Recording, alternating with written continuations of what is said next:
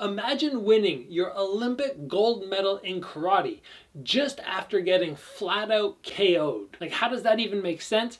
That just happened, and we're going to talk about it on today's episode.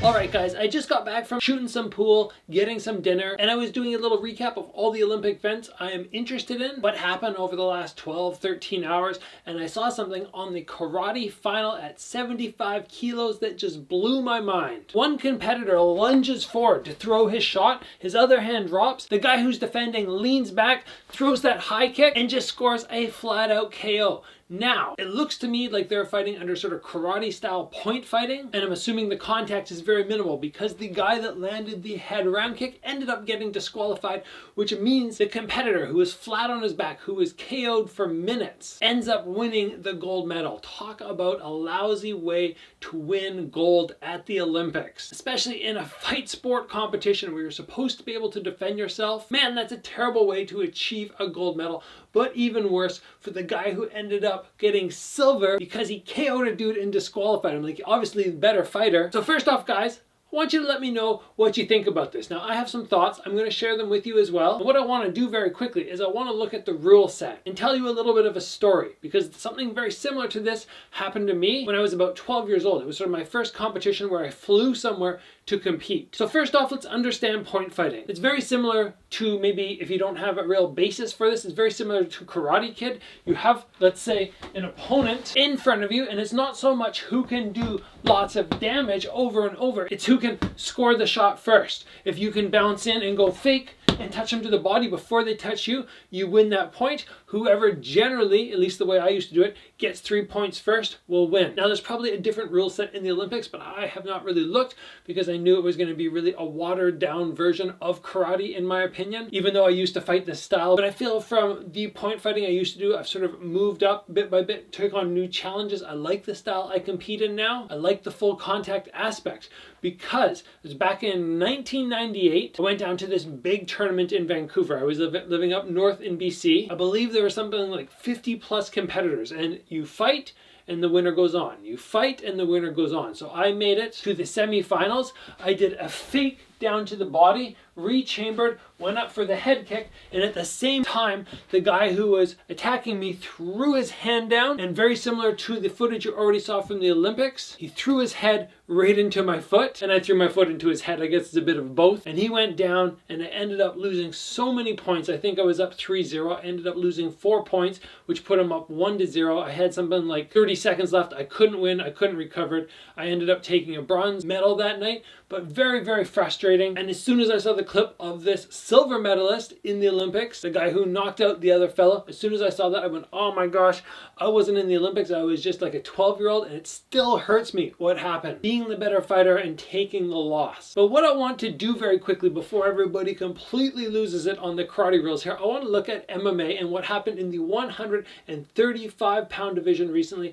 with, I believe, Sterling. You know, in MMA rules, you can't have a hand to the mat and take a kick or a knee to the head, and he had one hand on the ground. He ended up getting kneed in the face, and he won the UFC belt on disqualification. So really, it doesn't matter what the rule set is. There's always champions that are created out of disqualification, and it's just a bummer situation because, number one, you get KO'd, which is never good because we want to protect our brain and we want to come out healthy. Number two, you take a win that wasn't really legitimate, and I don't really know exactly how that would feel, but I can really imagine. It'd be like kind of winning a fight when you know you didn't and the opponent did a lot more. You kind of probably feel guilty about it. I don't really like the idea of winning a fight that way. I don't think it would sit very well with me. But at the same time, there is a rule set. Your opponent did break the rule set, and it just puts the referees, the officials, just in a really odd position to have to award a win to a guy who just got KO'd. But again, rules are rules. What I would have liked to see personally in karate with the Olympics is a little style that's a little more realistic. I mean, the pitter-patter,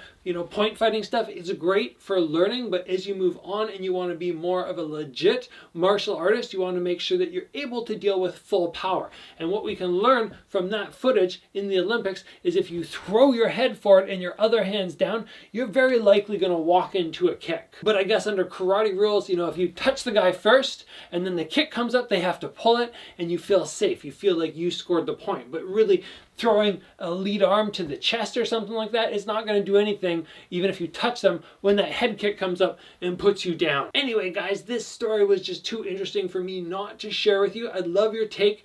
Do you think in any way a gold medal for the guy who was knocked out was warranted or deserving, or he earned it? Or is it just kind of like Sterling where you're like, oh man, like they need to run it back? That's what they need to do. They need to get both competitors back in a ring and really just settle the score. I think personally that's the only thing that can possibly be done to sort of balance the playing field, level everything out, put it back the way it was meant to be. Anyway, guys, hopefully we won't see this in the future. Hopefully we will see in a future Olympics kickboxing or Muay Thai, one of the fight sports that will allow full contact. So if you do get the KO, you just win the fight. Or maybe just a karate style that allows that as well. I mean, it would be like somebody going to the Olympics for boxing and being like, oh, it's just going to be who scores more punches, who can just touch the guy a whole bunch as opposed to damage. And that's what they used to do in the Olympics, that sort of pitter patter, who can score more. But now they've changed it to a rule set where they're actually scoring it more based on damage, which I think is just so much better and so much more realistic. And that's the important thing that we want in martial arts. We want realistic fight styles,